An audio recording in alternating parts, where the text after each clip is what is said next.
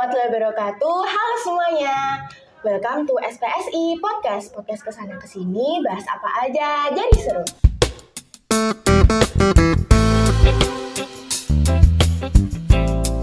Kembali lagi pada episode ini bersama aku Hana yang akan nemenin kalian berbincang-bincang ringan bersama dua narasumber yang cantik dan cakep ini. Akhirnya aku dibilang cakep ya.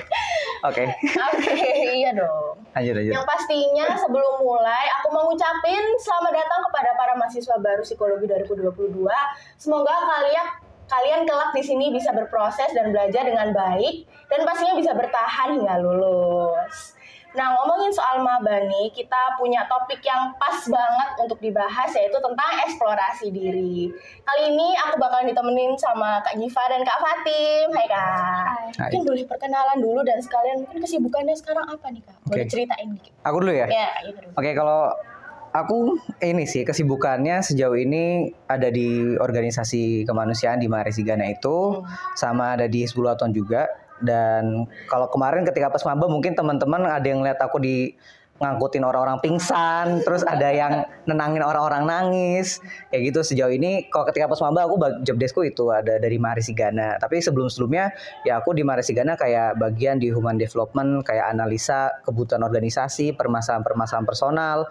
Terus juga ada kita menganalisa juga kira-kira ke depan organisasi kita kayak gimana. Selain itu selama 1 tahun di organisasi juga aku udah 4 kali turun ke tempat bencana dari klaster yang beda-beda. Ada di klaster data dan informasi, ada di psikososial, ada di manajemen relawan. Itu juga aku udah merasakan itu semua sejauh ini. Keren. Termasuk mahasiswa yang aktif ya? Iya, sampai sekarang pun juga masih sih. Masih banyak kegiatan sibukan kayak gitu. Besok kemungkinan baru ada rapat lagi kayak gitu. Rapat buat ya kita mau ngapain ke depan. Kura-kura kayak kuliah rapat. Malah kayak waktu banyak rapatnya daripada kuliahnya gitu. Oh, iya. Bener? Kelasnya kelas rapat. Kelasnya kelas rapat, oke. Oke, boleh. Kalau dari Kak Fatim nih Kak? Aku kesibukan saat ini lagi ada di Humas. Mungkin kalau kalian tahu aku bakal ada nanti di Reels yang suka ada di akun Papsi UMM. Jangan lupa follow ya. Selebnya nih guys. Seleb ya. Sama Papsi UMM ini kan di Humas itu memproduksi banyak konten juga. Salah satunya ini nih SPSI Podcast ini. Dan ada juga podcast yang lain yaitu Meja Konseling.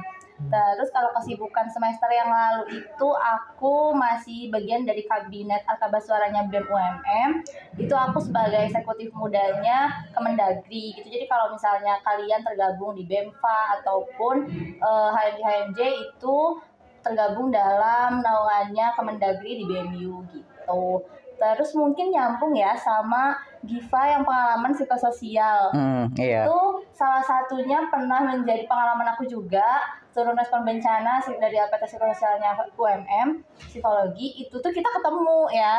Iya betul, waktu itu di Semeru ya. Di Semeru kita ketemu. Di Semeru akhir 2021 ya. Nah itu tuh kita pernah satu kebagian kebencanaan di sana. Tapi beda ya, waktu itu kamu apa? Aku waktu itu di Pusdatin. Aku ngurusin warga-warga binaan, ngurusin kira semua data yang masuk. Kalau kamu kan di bagian psikososialnya ya, fokus ke psikososial. Kita tetap pernah ketemu juga dan pernah di satu waktu kamu data itu. Iya, aku di data informasi. Sebenarnya. Oh, sama mungkin kesibukan aku sekarang itu ambil job freelance tour guide ya. Tour guide Bromo, Jogja. Jadi kalau kalian mau ke Bromo, Jogja bisa hubungin aku. Promosi. Ini promosi ya? Banyak promosinya. Oh, tidak apa-apa. Promosi terselubung ini. Oke. Kalian berdua keren banget berarti ya. Maksudnya bisa mengimbangi antara kuliah dan kegiatan-kegiatan lain. Ya. Kan kita nih mau bahas soal eksplorasi diri nih ya Kak. Dari kegiatan-kegiatan kalian tadi tuh kan pasti banyak banget pengalaman baru, teman-teman baru yang kalian itu bisa eksplorasi dan mendapatkan banyak banget pelajaran dari itu. Kalau dari banyaknya kegiatan kalian tadi tuh ya, kira-kira apa sih pengalaman yang mungkin bisa kalian share gitu dari kegiatan-kegiatan itu tadi? Oke. Aku ya. Jadi aku boleh cerita dulu nggak kenapa aku akhirnya bisa sampai di titik yang sekarang ini ya di Maresigana. Oke, jadi gini. Dulu waktu aku SMA itu aku ikut organisasi yang modelannya kayak OSIS gitu. Kepengurusan, karena aku pondok dulu ya, jadi aku banyak ngurus santri kayak gitu 24 jam ngurus. Dan aku juga join di organisasi yang modelannya kayak komando. Mungkin kalau di Muhammadiyah ada Kokam, ada Hizbul-Waton gitu. Nah, setelah aku menjalani organisasi-organisasi itu, aku tuh kayak refleksi diri gitu kan. Karena setelah aku ngalamin banyak dilema, banyak dinamika organisasi, sosial juga, termasuk tasku pernah dibakar sama orang, bukuku dibuang karena dibenci kayak itu, lemariku dicoret-coret gitu kan, karena di pondok lu ya, aku ngalamin kayak gitu kan. Akhirnya aku ngerefleksi diri, setelah aku udah purna semua jabatan, aku ngerasa Giva ini punya sifat buruk.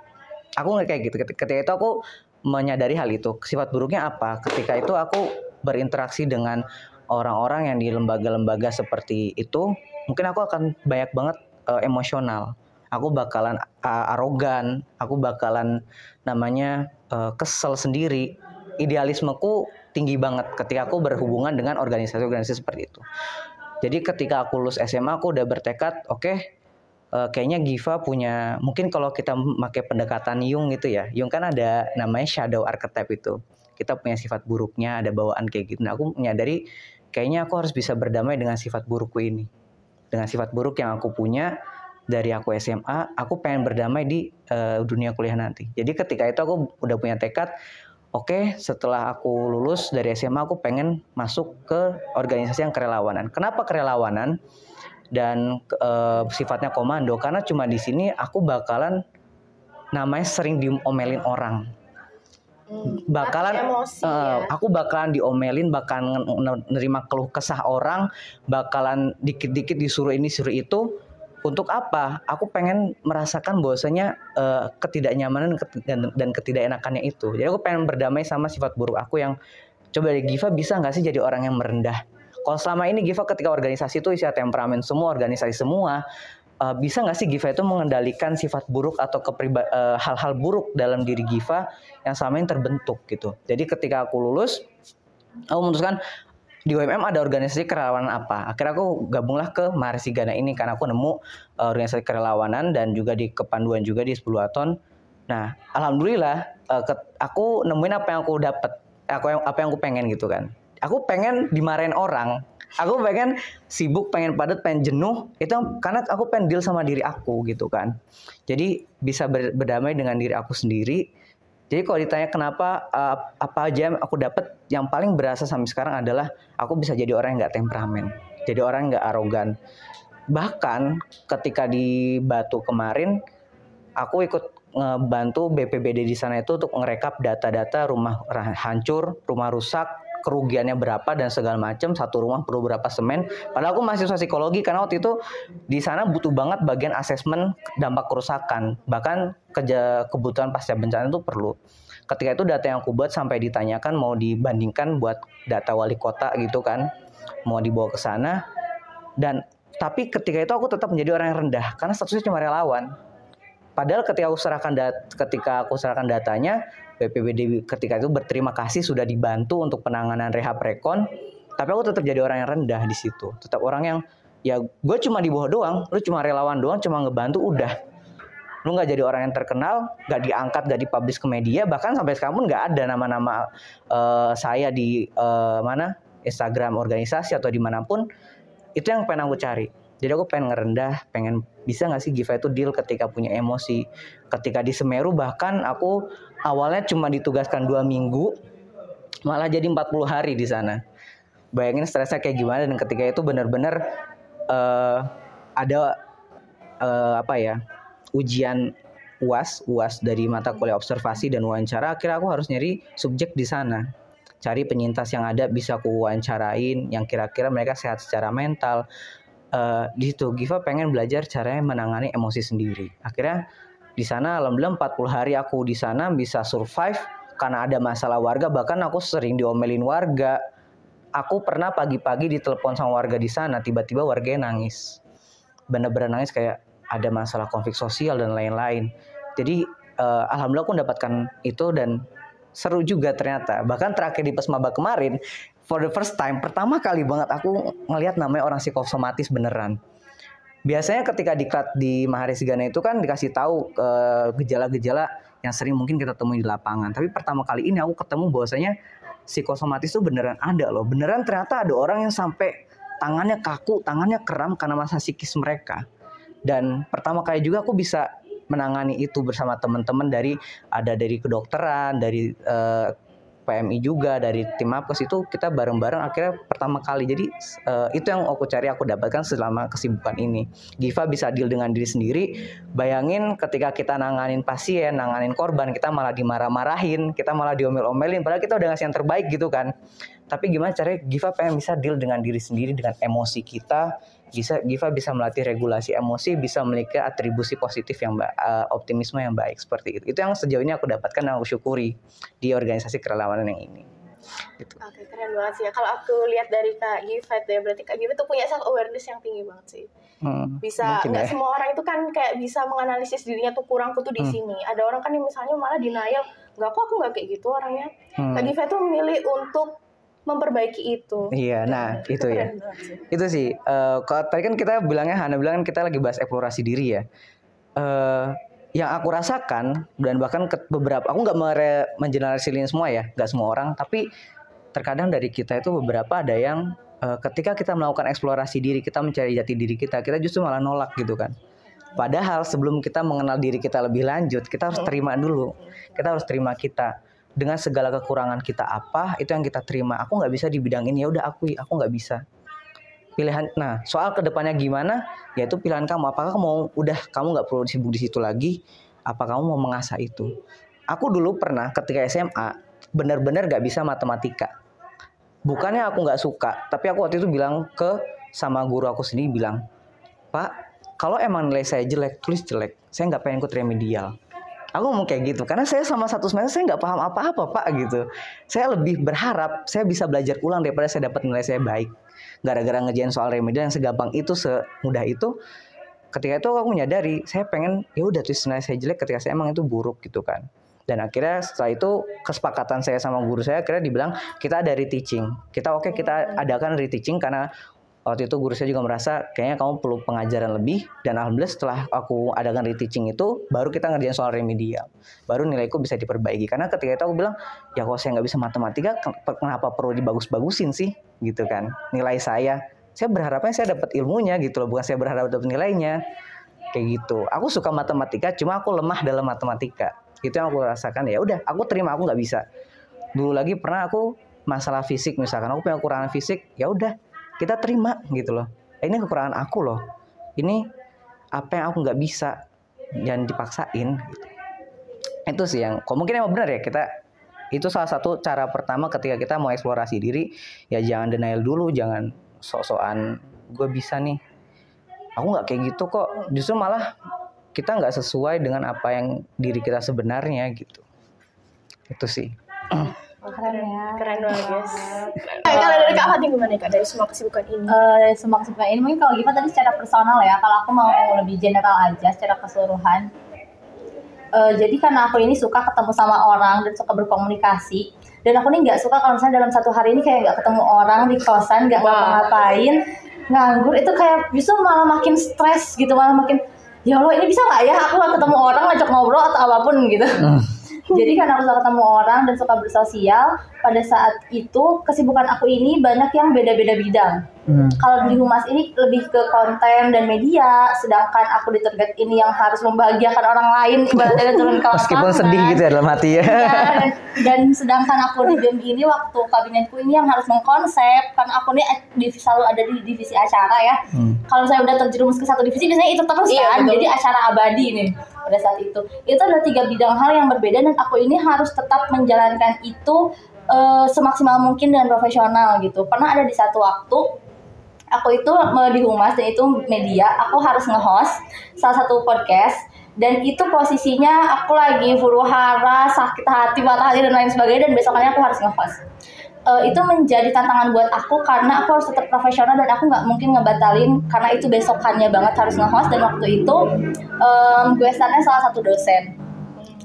Pada saat itu aku belajar bagaimana cara meregulasikan emosi aku biar tetap tenang, dan teman-teman di belakang layarnya nggak tahu.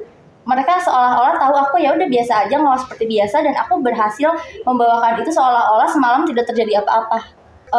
Karena pada saat itu aku belajar dalam berbagai bidang yang berbeda, di BEM sendiri tuh aku belajar ketemu banyak orang, dan ternyata secara general yang aku pahami itu aku harus belajar memahami banyak orang yang berbeda karakter. Ini aku harus seperti apa memposisikan diri. Ada saat dimana kita harus menjadi apinya agar membara dan membakar semangatnya mereka. Ada juga saat dimana kita ini harus setenang air dan membiarkannya semuanya itu mengalir gitu loh. Di situ tuh aku belajar buat semakin banyak kenal orang, justru aku semakin mengenal diri aku sendiri. Jadi aku ini merasa aku tuh tahu kok aku harus apa dengan jalan pikiran aku dan idealis aku yang seperti ini. Oh, aku harus mengkombinasikan dengan aku yang tetap tenang, karena orang-orang di situasi itu masih sangat berambisi. Aku mencoba mengkombinasikan itu, bagaimana caranya bisa memposisikan diri bersama orang-orang yang aku sendiri pun masih belajar memahami mereka gitu loh. Karena semakin bertemu banyak orang eksternal, semakin banyak kepala dan banyak argumen, aku mencoba belajar dari banyak hal. Oh gini ya, ternyata ketemu orang yang seperti ini, berarti aku harus seperti apa, kayak gitu. Terus sedangkan dalam banyak hal dan pengalaman, aku harus, misalnya nih, aku nih pernah ada di satu kondisi di mana kita nih kuliah, dan besok paginya itu praktikum. Aku ingat banget praktikum itu jam 7, dan itu harus datang jam 6 pagi dong, sesi 1 kan, yang waktu praktikum integrasi. Dan aku baru pulang dari nge-guide di Bromo itu jam 11 malam. Itu aku benar-benar harus belajar ya di situ, mengatur waktu seefisien mungkin, dan dari situ aku masih tetap belajar buat praktikum itu aku harus ngomong apa gitu. Dan itu tuh keburu, selalu keburu. Mungkin kalau secara time management aku sudah belajar untuk melatih itu ya. Tapi di situ aku mikir, pekerjaan aku sebagai guide ini membahagiakan orang lain loh. Masa iya aku merasa terburu-buru sama waktu dan aku ini tidak jadi memberi kesan bahagia ke orang lain kayak gitu. Jadi aku belajar untuk oh gini ya, ternyata aku lagi huru-hara banget perasaan dan pikiran, tapi aku harus tetap ceria di depan orang kayak gitu. Terus aku sangat belajar karena itu merupakan perusahaan di bidangku freelance ini. Aku belajar, dan di situ karena aku ini tour guide freelance, ibaratnya di atas aku ini masih ada banyak stakeholder. Aku belajar untuk tetap kuat mental saat banyak kritik yang menerjang. Walaupun aku udah berusaha belajar profesional, bekerja dengan profesional, tapi justru dengan aku dikritik dan dievaluasi itu, aku menjadi paham bahwa oh, kalau aku yang dulu itu kecil hati orangnya, kalau aku yang dulu itu misalnya dikritik, aku mungkin akan menolak. Tapi kalau aku yang sekarang, setelah aku dikritik, aku justru semakin termotivasi untuk merubah itu gitu. Kalau dulu ini aku ini cengeng ya, dulu tuh pas SMA aku merasa aku ini cengeng, apa-apa tuh kayak enggak deh, takut deh. Tapi pas sekarang ini aku belajar untuk menaklukkan rasa takut aku itu. Bahkan pas pertama mendapat tawaran di guide itu pun aku sangat takut, karena ibaratnya ini pertama kali aku nggak tahu apapun tentang pariwisata dan nggak tahu bagaimana bawa tamu yang puluhan bahkan ratusan dan dari perusahaan-perusahaan besar. Tapi aku mencoba mengambil kesempatan itu karena aku sangat percaya kesempatan itu nggak datang 2 kali. Oke, mungkin kita bisa mengusahakan untuk ada kesempatan lainnya, tapi tidak semua perjalanan akan ada kesempatan itu. Kalau misalnya pada saat itu aku menolak, aku akan melewatkan kesempatan yang mungkin orang nggak akan dapat. Tapi pada saat itu aku terima dan aku belajar, aku bilang ke HRD perusahaanku pada saat itu, Pak, saya ini nggak tahu apa-apa, saya masih mahasiswa biasa yang masih kuliah, dan waktu saya pun terbatas karena misalnya kita ke Bromo nih buat sunrise pagi, jam 3 sore atau jam 2 sore itu aku tuh masih di kampus, sedangkan kita nih masih harus briefing di kantor. Terus kata beliau ini, aku sangat menghargai beliau banget mungkin ya, kalau beliau ini nanti nonton, karena dia ini sangat menghargai waktu aku karena aku kuliah gitu. Nggak apa-apa Zara, nanti tak ajarin, nanti tak kasih tahu, tak briefing. Dan aku selalu di briefing sendiri karena aku ini pasti pulangnya sore. Dan orang-orang kantor tuh pasti udah pada pulang gitu. Terus beliau itu tuh bilang, Zara, kamu ini nggak semua bisa kayak kamu. Tapi kamu jangan takut karena kita pasti bakal ngajarin gitu kan. Terus aku ini juga bilang gini, saya ini nggak kenal siapa-siapa Pak, di sini cuma kenal Bapak aja gitu kan. Terus dia bilang lagi, mungkin sekarang iya kamu nggak kenal sama mereka, tapi suatu saat mereka yang bakal kenal kamu. Itu kayak keren itu. Benar-benar oh gini ya ternyata. Okay. saat aku belajar menaklukkan rasa takut aku gitu loh. Dan setelah aku kira aku nggak bisa, ternyata aku bisa. Bahkan mengatur waktu yang benar-benar padat banget pun aku bisa gitu loh. Walaupun pas di awal, wah capek nih, wah ini gini nih. Tapi ternyata capek aku ini capek yang ternyata aku senang. Bukan capek yang sebatas capek aja. Capek yang gak ada esensi apa-apa gitu. Tapi aku ini capek yang aku suka, aku senang. Dan aku mendapatkan banyak pengalaman dan pelajaran hidup dari situ gitu. Bukan hanya buat aku, tapi buat orang di sekitar aku dan buat orang yang mendapatkan impact dari aku. Aku tertarik banget sih sama kata-katanya Kak Fatim, yang kesempatan itu tidak datang 2 kali ya Kak. Kalau dari cerita-cerita yang Kak Fatim itu berarti Kak Fatim itu kan berani mengambil resiko atas suatu hal kan ya. Berani kalau misalnya nanti waktunya jadi terbatas dan lain-lain, dan gak semua orang juga itu berani mengambil resiko tersebut kan Kak ya. Aku mungkin pengen minta tips sedikit dari Kak Fatim nih, kira-kira gimana sih biar bisa untuk berani mengambil resiko itu, menaklukkan rasa takut dalam diri, menaklukkan overthinking. Karena hidup itu cuma sekali. Aku pernah dengar waktu itu di suatu acara TV ya, kalau kita melewatkan itu, kita nggak akan pernah tahu ke depan apakah itu akan datang lagi atau enggak. Saat kita terus mencari bunga yang paling bagus, siapa tahu justru jalan yang kita lewati itu adalah bunga terbagus, tapi kita selalu mencari yang paling itu tidak akan pernah ada gitu loh. Karena manusia ini selalu berambisi untuk tidak pernah puas, yang selalu ingin terus, padahal yang mereka inginkan dan banyak makna dari itu tuh yang mereka temukan saat ini. Jadi kalau tips dari aku, belajar mengambil kesempatan yang ada, karena kesempatan itu siapa tahu adalah jalan menuju penjemputan takdir kalian gitu. Sangat bagus ya teman-teman, quotes yang bisa di notes dulu. Keren. Jadi ini ya, quotes ya. Oke. Jadi quotesnya Fatima ya. Oke, kan dari banyaknya pengalaman kalian tadi tuh ya, pasti kan banyak banget lah pelajaran-pelajaran yang bisa diambil untuk diri sendiri atau bahkan untuk orang lain ya. Untuk mencapai titik ini tuh kan pasti bukan satu hal yang mudah ya. Pasti banyak banget kesulitan atau struggle yang kalian hadapi. Nah, boleh cerita dikit mungkin struggle apa yang mungkin paling membekas untuk kalian, akhirnya kalian itu bisa berada di titik ini gitu. Susah ya, banyak. Iya nih kayaknya dari cerita yang Kak Giva tadi tuh banyak. Oke. Struggle. Enggak, oke. Gini. Ketika aku menghadapi banyak masalah gitu kan, aku menurutku ada 2 hal yang aku pelajari, yang aku menarik selama ini. Ternyata Giva bisa sampai kayak gini tuh. Jadi yang pertama itu ketika aku menghadapi masalah yang keputusan yang bersifatnya terkait dengan masa depan gitu ya. Kayak tadi nanti kayak gimana sih ke depannya? Nanti kayak gimana sih ngadepinnya? Bagi aku adalah itu nggak pernah ada yang salah. Yang salah itu adalah ketika kita udah ngambil kesempatan itu, ngambil keputusan itu, tapi kita nggak tanggung jawab. Misalkan misalkan gini, ketika aku kemarin ditelepon, kita berangkat ke Respon Semeru. Aku waktu itu telepon cuma beberapa hari aja. Itu benar-benar pas kita bakalan ada UAS, kita bakalan ada ujian-ujian lain kan. Terus aku mikir ketika itu, aku pengen bisa ikut ke sana, pengen bantuin, pengen bertugas di sana. Tapi gimana kuliahku yang di sini gitu kan? Keduanya nggak ada yang salah. Ketika misalkan, ya udah aku milih kuliah aja, nggak usah ke Semeru. Tapi lu tanggung jawab juga sama organisasi kamu yang membutuhkan kamu. Tapi ketika itu keputusan yang aku buat adalah aku berangkat ke Semeru, tapi aku harus tanggung jawab sama keputusan aku.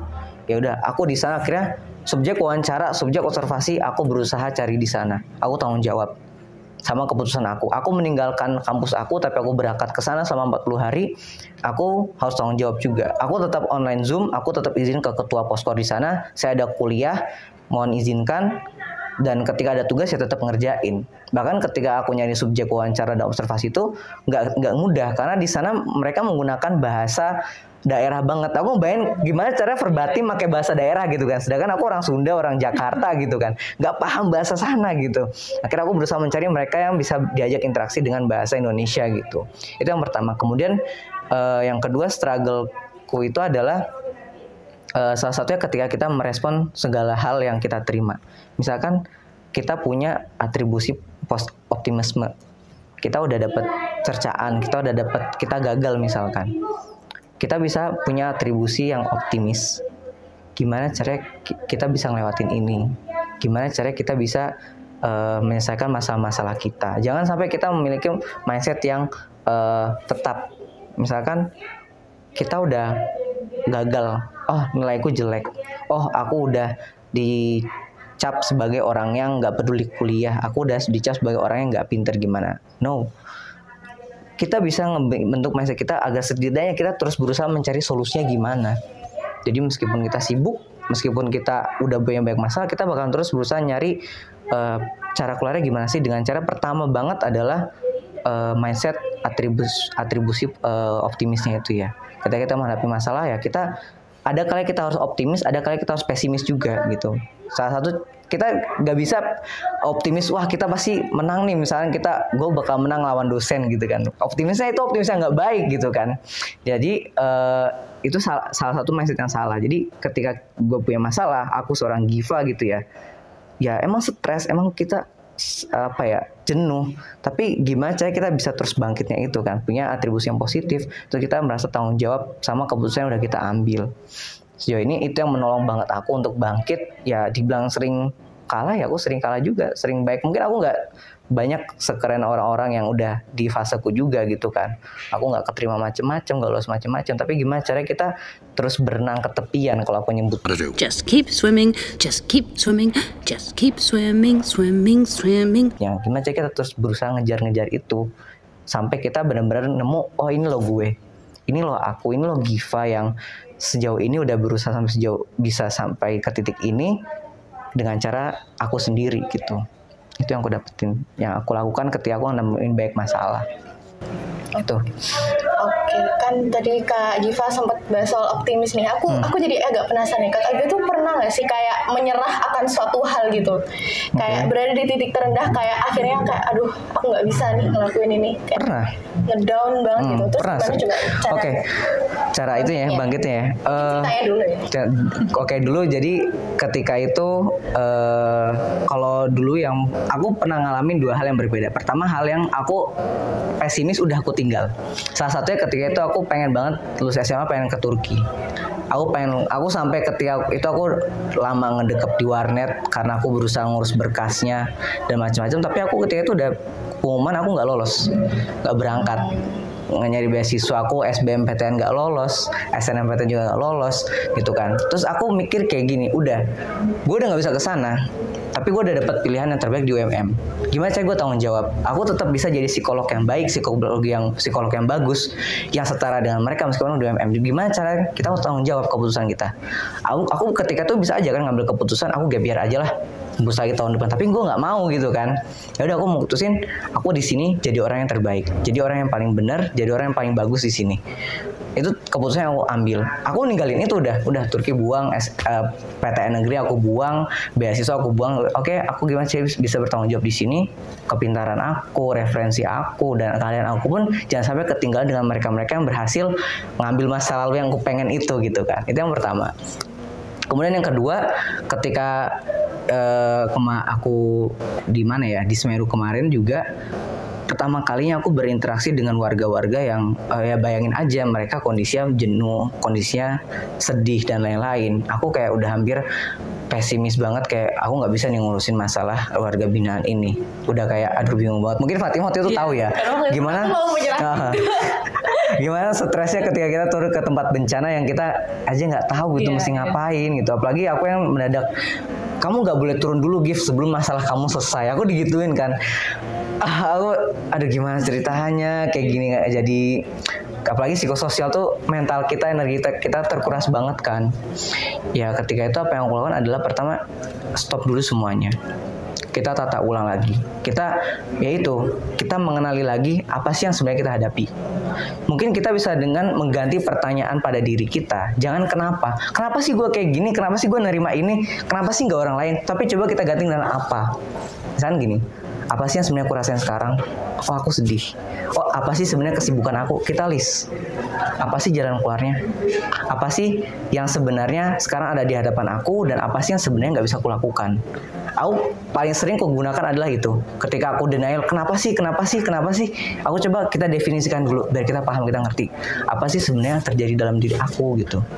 Apa sih yang sebenarnya dibutuhkan oleh lingkungan sekitar aku? Nah, setelah aku mendefinisikan itu, aku paham, aku ngerti.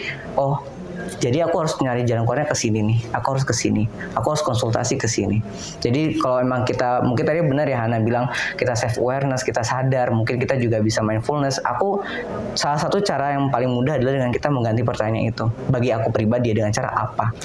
Kita bisa mendefinisikan apakah aku memang benar-benar sedih, apakah memang aku benar-benar jenuh, apakah emang aku ini perlu ngelakuin ini gitu. Dan akhirnya dari situ aku bisa nyusun strategi yang baik, akhirnya aku bisa menyelesaikan tugas di sana dan alhamdulillah balik ke sini tetap bahagia gitu kan, tetap hidup sampai sekarang meskipun diomelin sana sini gitu. Pas di sana aku nanyain Giva kapan pulang. Iya, aku nggak pulang-pulang gitu kan.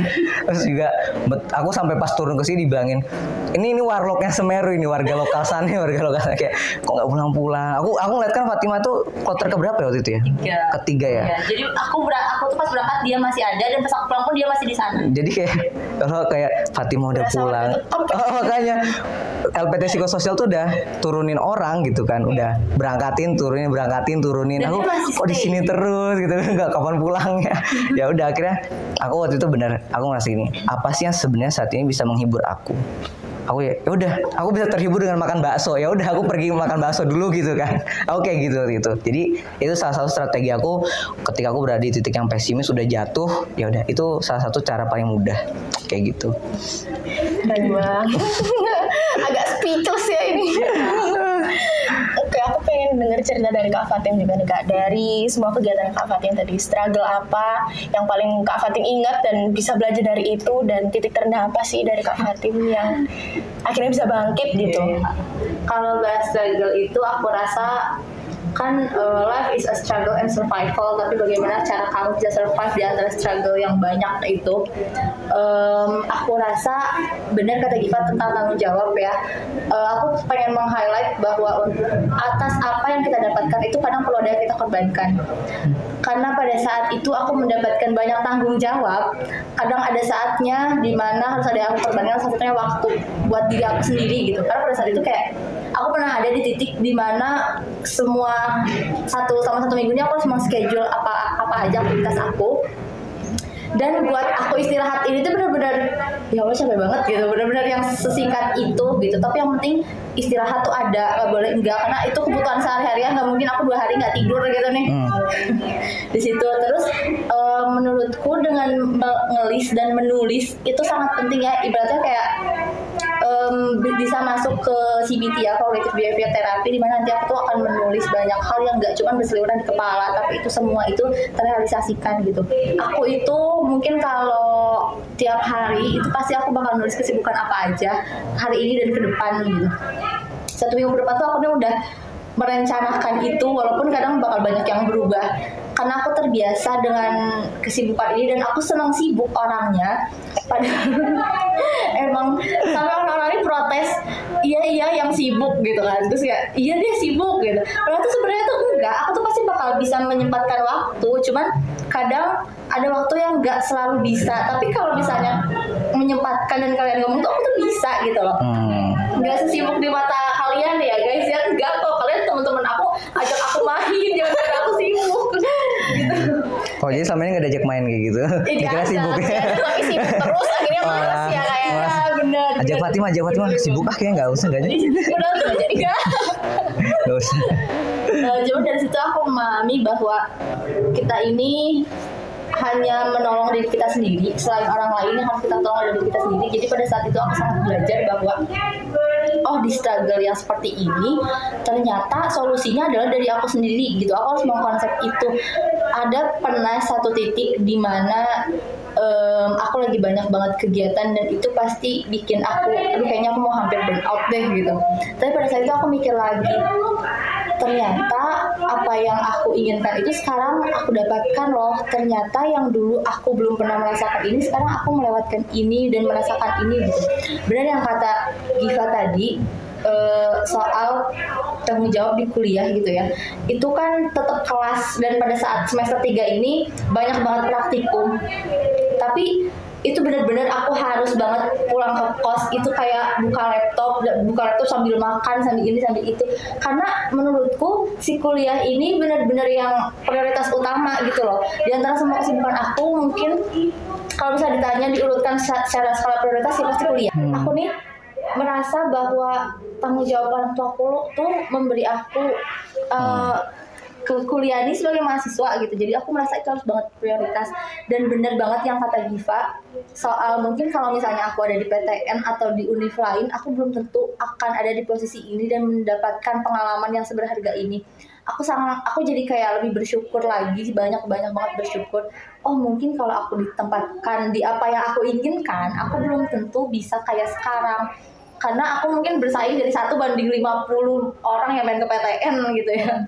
Tapi menjadi titik kebersyukuran aku itu pas saat aku capek banget. Ternyata capek aku ini capek yang bermanfaat buat banyak orang, bukan yang selintas aja gitu loh. Terus mungkin karena aku di humas ya, kalian mungkin tahu sendiri kan aku pulang ini jam 4 dan dari jam 4 nih aku tuh kadang masih ada aktivitas lain ya, rapat ya ini ya itu, dan itu tuh terus berlanjut dalam jangka waktu yang nggak pendek gitu loh. Pada saat itu aku belajar buat gimana nih caranya biar aku tetap nggak stres. Ya benar kata Giva tadi, aku melakukan apa yang aku senang. Kayak misalnya aku pengen nonton sendiri, ya udah, makan sendiri, ya udah. Kalau dulu tuh aku tuh masih kayak ya sendiri kemana-mana, kayaknya orang-orang tuh berasa ngeliatin aku gitu kan.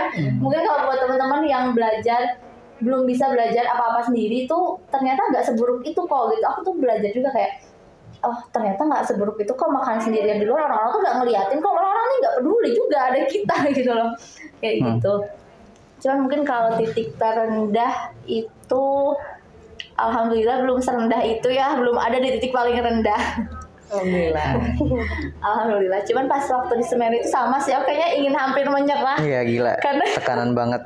Karena itu pertama kali aku turun ke masyarakat, dan mungkin karena aku ini di Bekasi dan di kota dan dari kecil itu yang bukan di desa jauh banget di deket gunung. Pas aku Semeru itu benar-benar yang gini ya. Itu benar-benar yang ya Allah, ternyata banyak banget karunia yang udah Allah kasih, dan di sini tuh aku benar-benar harus belajar lagi untuk meningkatkan rasa empati aku. Di situ benar-benar yang kita sambil kuliah, sambil pelayanan ke masyarakat, dan itu nggak ada sinyalnya susah lah pada saat itu. Pada saat itu tuh aku lagi ada kuliah psikologi terapan ya, semester 3 kita. Sosial terapan Ya itu benar-benar kita ada, jadi tuh ada tugasnya ini harus wawancara orang kan. Dan pada saat itu aku bingung. Ternyata si dosennya itu udah tahu kalau misalnya aku ini lagi turun ke lapangan, dan beliau bilang ya udah Fatimah, kamu tinggal menyertakan foto sama wawancara kamu ke warga. Nah itu tuh aku jadi mikir lagi, ini suatu keringanan karena aku bisa ke masyarakat yang ada di depan aku, tapi aku harus gimana ngomongnya di antara mereka yang lagi benar-benar meratapi hidup, ibaratnya lagi banyak susahnya. Masa iya aku wawancara, aku tuh mikirnya tuh kayak gitu. Dan ternyata aku melakukan pendekatan persuasif yang lebih halus, dan ditanya apakah dia bersedia apa enggak, siapa apa enggak, dan pertanyaan-pertanyaan yang aku ajukan, dan itu pertanyaan yang alhamdulillahnya enggak deep banget buat mereka dan tidak akan mempengaruhi itu. Jadi ya udah aku tuh ngerjain itu dan ke masyarakat yang ada di Semeru pada saat itu. Nah ternyatanya lagi si dosenku ini bilang, Fatimah, padahal kalau misalnya nggak bisa dan di tempat kamu itu sangat susah dan tidak memungkinkan tuh nggak apa-apa gitu, karena surat dispensasi kamu udah masuk. Tapi aku dalam hati, tapi nggak bisa Bu, masanya teman saya nyari orang dan sedangkan aku nggak ngapa-ngapain gitu. Itu masih menjadi tanggung jawab aku gitu loh. Itu benar-benar aku belajar menghargai hal-hal yang kecil dan tidak menyepelekan apapun, meskipun aku mendapatkan kesempatan untuk ibaratnya nggak usah, tapi aku tetap mau gitu loh. Kayak oh gini ya rasanya, mungkin bisa aja aku menyepelekan itu, tapi ternyata aku nggak mau gitu, karena yang aku rasa esensi saat berkomunikasi sama orang yang di sana, walaupun emang struggle-nya banyak. Dan pas waktu itu kan aku kebagian anak-anak ya, main-main gitu ya, bagi activity anak-anak sama ke lansia. Itu tuh benar-benar kita ini harus tersenyum di hadapan anak-anak, meskipun sebenarnya kita pun juga sedih, kesel, mikirin tugas gitu ya. Iya, sebelumnya iya, itu berasa banget. Ketemu anak-anak kita harus mood bagus, walaupun sebenarnya berantakan, huru hara, pura-poranda, tapi kan harus stay ke anak-anak, menyapa dengan ceria. Itu benar-benar aku melatih emosi aku banget di situ. Dan aku kira itu tadi, aku selalu banyak mengira aku nggak bisa, tapi ternyata aku bisa. Aku speechless waktu Kak Fatim bilang kita itu harus tetap berani untuk mengambil resiko. Kalau misalnya kita juga harus yakin ke diri sendiri gitu. Kalau misalnya aku tuh bisa, kalau aku tuh mau gitu. Betul. Pokoknya harus berani nyoba dulu gitu ya. Wah, banyak banget pengalaman kalian yang bisa jadi pelajaran ya untuk kita semua. Gak kerasa ini udah mau berapa ya? Udah hampir 30 menit lebih ya Kak Fatim. Gak kerasa banget dirasa ya, saking serunya. Ini terakhir nih Kak. Cepet banget ya.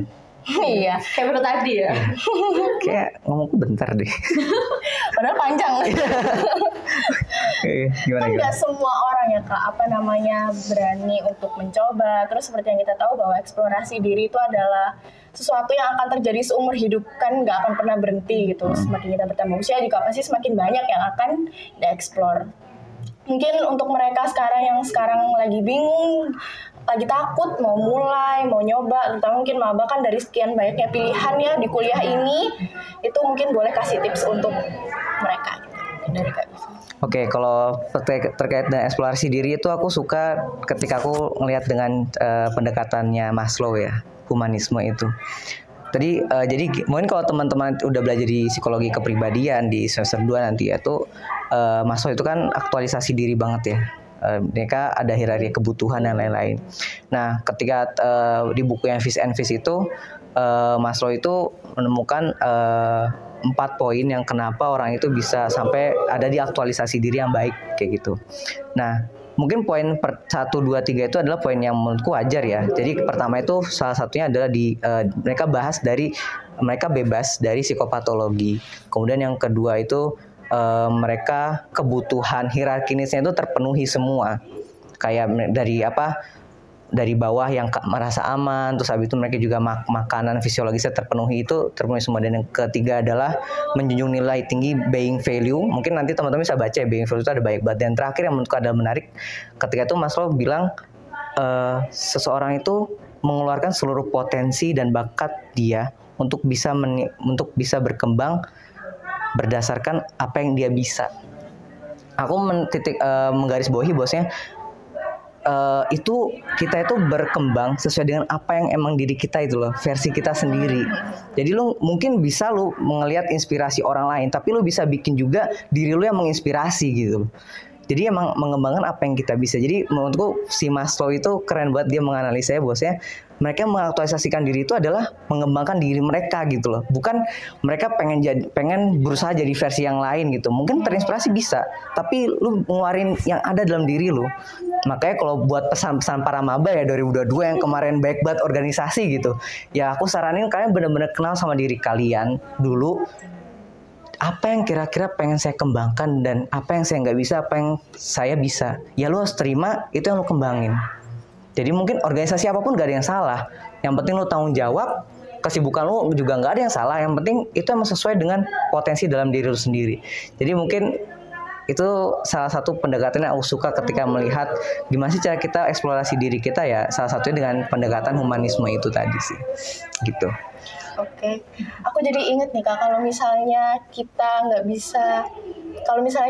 membentuk diri kita sendiri mulai dari sekarang nih, malah dunia yang akan membentuk kita. Iya. Kita malah ikut-ikutan, FOMO. Betul banget. Jadi secepat mungkin harus bisa kenal, harus bisa aware, dan ya tetap berprogres. Kalau dari Kak Fatim. Kalau soal dunia itu aku ingat banget mama aku tuh sering bilang, ibu aku nih sering banget bilang, jangan sampai kita itu diwarnai, tapi kita itu harus bisa mewarnai. Dari situ kita harus paham apa sih kapasitas diri kita, dan kita harus bisa menjadi versi terbaik dari diri kita sendiri. Memang kita mungkin punya role model, punya inspirasinya sendiri, tapi kita harus punya dan menampilkan versi terbaik dari diri kita gitu. Kalian itu sangat berharga banget, dan waktu kalian pun sangat amat berharga. Aku sangat belajar untuk menghargai waktu. Mungkin maba-maba sekarang ini masih bingung ya mau ikut apa nih, sukanya apa nih. Benar kata Giva, nggak ada organisasi apapun yang salah, tapi bagaimana cara berpikir kalian itu akan menentukan kalian ke 10 tahun ke depan, 5 tahun ke depan. Aku tuh sangat amat berpikir nanti tuh gini, mungkin 5 tahun ke depan atau 10 tahun ke depan, saat aku diberi pertanyaan, apakah dulu kamu akan menempuh jalan yang sama atau tidak, apakah aku bakal menjawab iya atau enggak. kalau misalnya 5 tahun ke depan aku ada di pertanyaan itu, maka aku akan menjawab, aku akan mengulangi jalanku yang sama. Karena jalanku yang sama ini adalah pilihan aku yang terbaik dan yang ditakdirkan terbaik buat aku. Oke. Wah, keren banget. Oke, makasih banyak ya Kak Fatim, Kak Diva udah menyempatkan waktunya untuk hadir di SPSI Podcast. Oke, sama-sama. Makasih juga untuk teman-teman udah mau dengerin podcast ini hingga akhir. Jangan lupa follow Instagram kita di @fapsiUMM dan subscribe YouTube kita di Psikologi UMM. Kalau kalian ngerasa episode ini menarik, kalian bisa banget share di seluruh sosial media yang kalian punya. Oke, cukup dulu. Sekian dari saya, Alifah Hana. Bye-bye. Bye.